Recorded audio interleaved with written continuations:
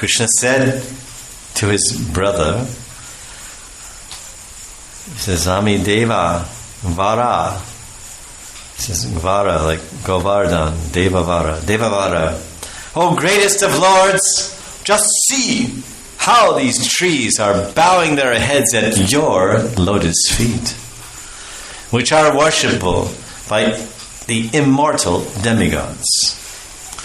The trees are offering you their fruits and flowers to eradicate the dark ignorance that has caused their birth as trees. In other words, we do engage in sukriti or punya to counteract the papa fall which has befelled us, so to speak. We suffer from various inequities due to our previous life sins, physical or mental or emotional.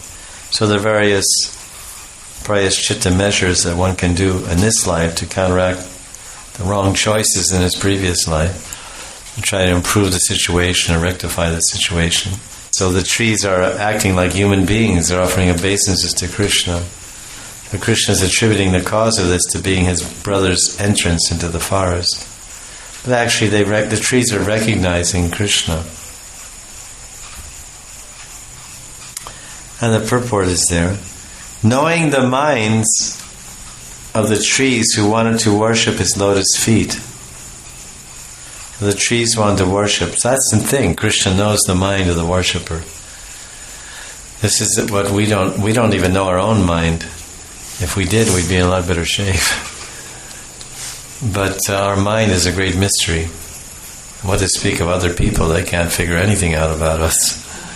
We can hardly figure out half of what's going on in our mind. And our friends and acquaintances, they don't have the slightest idea.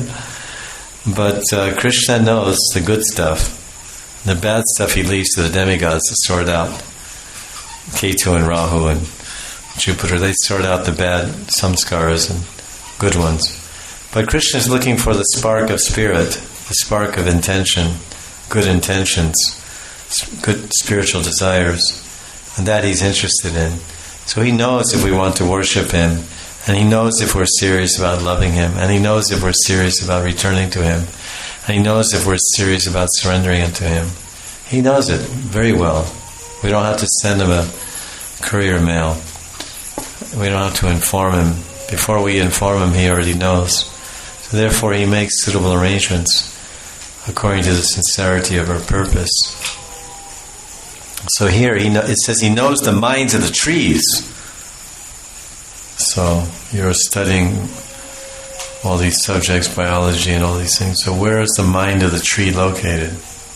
So Krishna glanced at the trees and he spoke to Balaram about their glories, as if the trees were great devotees. Balaram, the trees holding gifts of fruits and flowers on their heads are bowing down to your lotus feet with devotion. Why? They bow to purify themselves of their offenses, which have caused them to take birth as trees.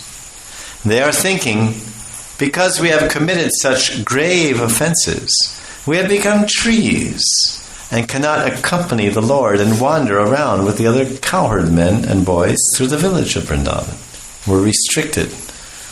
Stavara Jangama, they can't move.